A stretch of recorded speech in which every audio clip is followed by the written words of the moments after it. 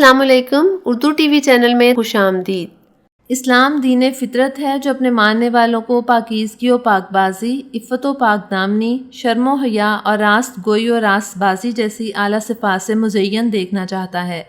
اس کے مقابلے میں اسلام ہمیں بے شرمی، بے حیائی، بے عقلی، بدگوئی اور بے راہ روی جیسی عادات سے بچنے کا حکم دیتا ہے۔ اسلام نے ہر اس چیز کے کھانے پینے اور استعمال کی اجازت دی ہے جو حلال، طیب، پاکیزہ اور صاف ستھری ہو، جس کے استعمال سے صحت، قوت، طاقت، فرحت جیسی جسمانی ضروریات بھی پوری ہوتی ہوں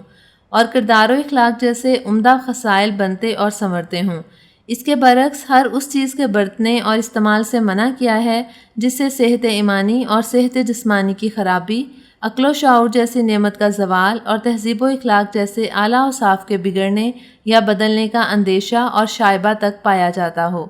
ایک مسلمان کے لیے جس طرح نماز، روزہ، زکوٰۃ اور حج کی فرضیت کا عقیدہ رکھنا، ان کا علم حاصل کرنا اور ان پر عمل کرنا فرض اور ضروری ہے، اسی طرح شراب، جوا، سود، زنا اور چوری کی حرمت کا عقیدہ رکھنا، اس کی حرمت کا علم حاصل کرنا اور اس سے بچنا بھی فرض اور ضروری ہے۔ قرآن مجید میں شراب کی حرمت تدریجاً بیان ہوئی ہے۔ شراب کے رسیا عرب معاشرے نے شراب کے متعلق سوال کیا تو اللہ تعالیٰ نے سورہ بقرہ کی آیت نمبر 219 میں جواب ان الفاظ میں دیا: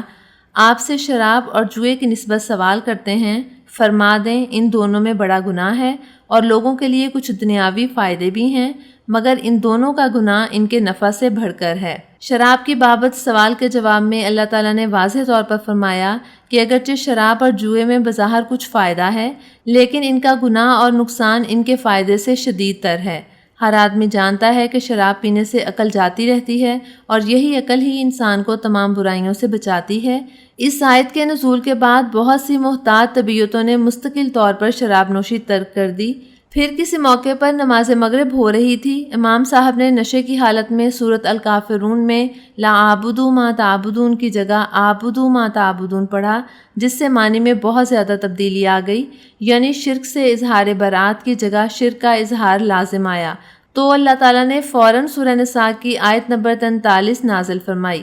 اے ایمان والو، تم نشے کی حالت میں نماز کے قریب مت جاؤ یہاں تک کہ تم وہ بات سمجھنے لگو جو کہتے ہو۔ اس آیت سے بھی شراب کی ناپسندیدگی کا اظہار ہوتا ہے، اس لیے یہ دوسرا حکم نازل ہونے کے بعد بہت سے صحابہ کرام نے شراب نوشی ترک کر دی اور بہت سو نے نماز عصر اور نماز مغرب کے بعد شراب پینا اس لیے چھوڑ دیا کہ ان نمازوں کے اوقات قریب قریب ہیں۔ اس آیت کے نزول کے بعد یہی معلوم ہوتا تھا کہ عنقریب شراب کے بارے میں فیصلہ کن حکم نازل فرما دیا جائے گا۔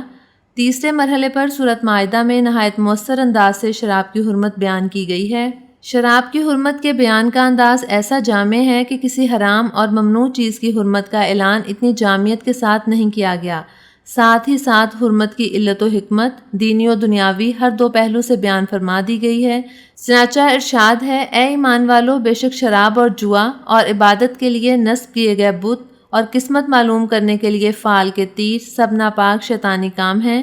سو تم ان سے پرہیز کرو تاکہ تم فلاح پا جاؤ۔ شیطان یہی چاہتا ہے کہ شراب اور جوئے کے ذریعے تمہارے درمیان عداوت اور کینہ ڈلوا دے اور تمہیں اللہ کے ذکر سے اور نماز سے روک دے۔ کیا تم ان شر انگیز باتوں سے باز آؤ گے؟ احادیث مبارکہ سے اس حرمت کی مزید وضاحت یوں ہوتی ہے کہ حضرت ابن عمر رضی اللہ تعالیٰ عنہما بیان فرماتے ہیں کہ رسول پاک صلی اللہ علیہ وآلہ وسلم نے فرمایا: ہر نشہ آور چیز شراب ہے اور ہر نشہ آور شے حرام ہے، اور جس شخص نے دنیا میں شراب پی اور وہ شراب کا عادی توبہ کیے بغیر مر گیا تو وہ آخرت میں شراب نہیں پیے گا، یعنی شرابی جنت کی شراب سے محروم رہے گا۔ لیکن اگر کوئی مسلمان شراب کے نشے میں مر جاتا ہے تو کیا اس کے لیے مغفرت کی دعا کرنی چاہیے؟ تو اس کے بارے میں علماء کرام کا فرمانا ہے کہ اگر کوئی شخص شراب کے نشے میں یا کوئی اور گناہ کبیرہ جیسے زنا، چوری، ڈکیتی وغیرہ کرتے ہوئے فوت ہو جائے تو مسلمان ہونے کے ناطے اس شخص کے لیے دعا کرنا بالکل جائز ہے